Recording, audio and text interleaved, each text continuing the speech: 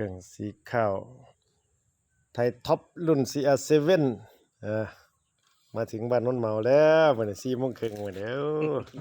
ขอบคุณหลายๆครับทีมงานผู้จัดส่งอันนี้เม็ดข้าวสิได้จากฐานนี้ครับอันนี้เขาฮักข้าวฮักสิได้จากฐานนี้อันนี้เขาป้ายข้าวปลายดิข้าวปลายสิได้จากฐานนี้แสดงว่าสีข้าวแต่ละเทียตรงนี้ถาดรอง33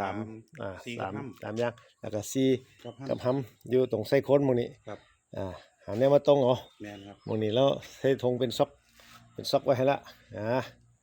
ได้การแต่คงสิใช้งานบ่ยากเพราะว่าได้ฟังจาก